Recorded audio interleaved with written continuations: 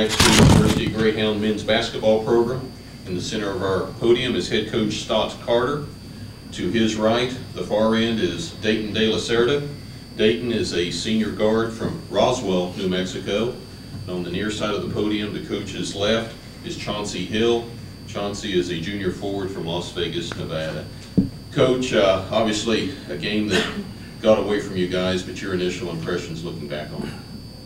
I thought we did a really good job. Like, we've had a hard time in the early parts of the game with Midwestern. They're a really tough matchup for us, and it's just interesting how, like, we play very well with Cameron or with certain other teams, and those teams play very well with Midwestern, but we don't. Like, we had a hard matchup.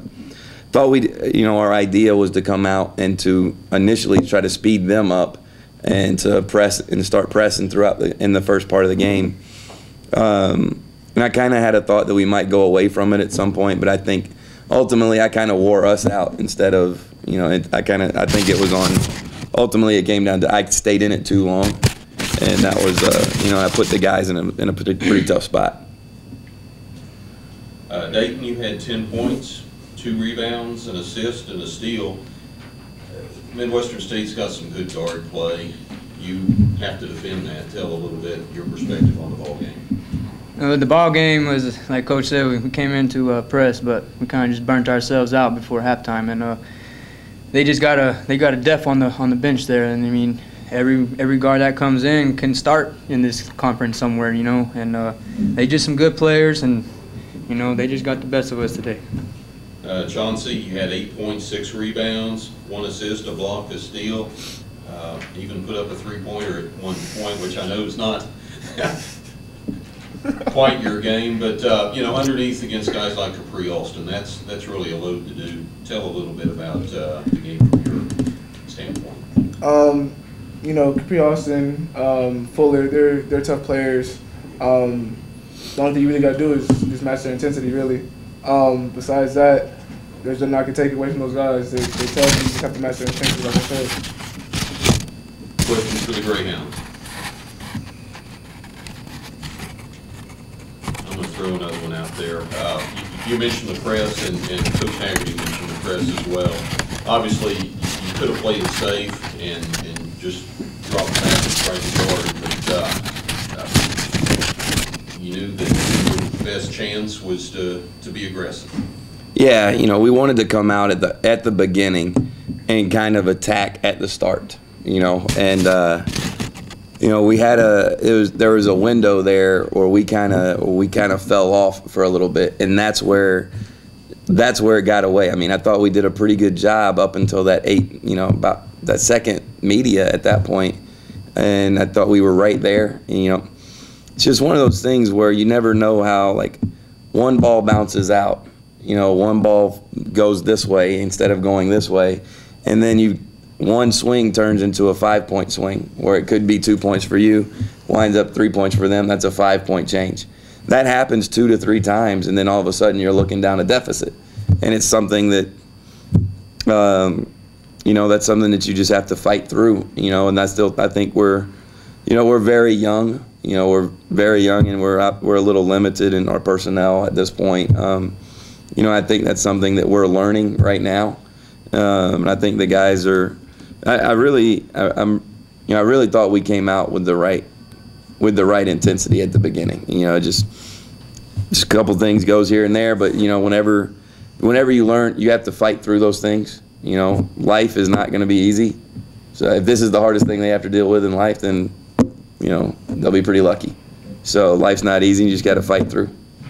I know you've gone through the bulk of your season without 2 kids who you thought would be leaders, Chris Wims and John Gilliam. That hurts.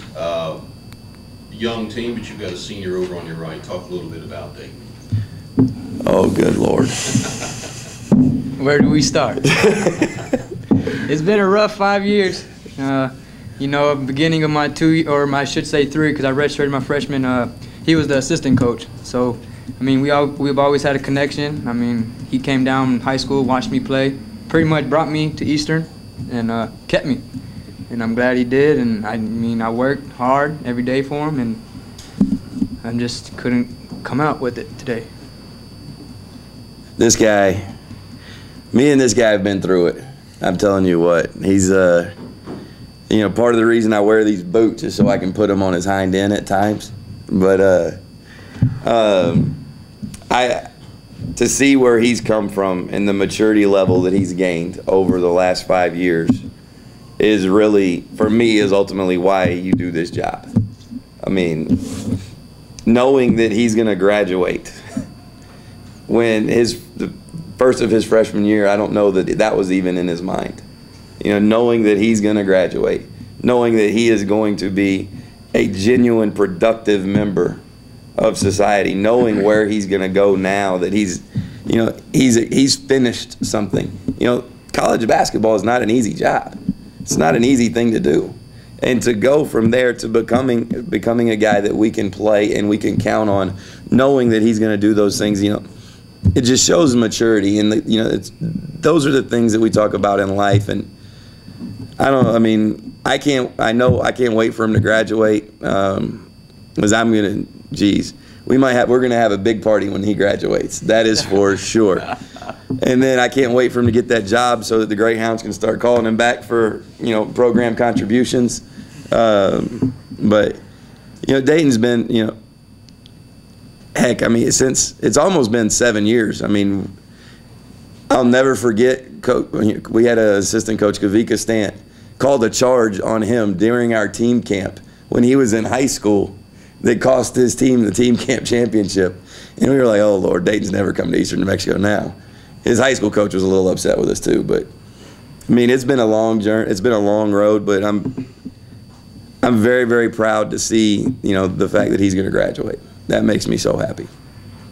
Chaunce, you're coming back. Talk a little bit about, I know it's the season just ended, but your thoughts heading into the off season of next year. Oh, I'm definitely excited. You know, going back to what Coach was talking about with the boots, I'm not ready for that for my senior year. I had you know, rough my junior year, but I'm definitely ready for this off season to, you know, help my team get better. There were definitely chances where we could have pushed ourselves more during this season, and, you know, we kind of slacked off at times.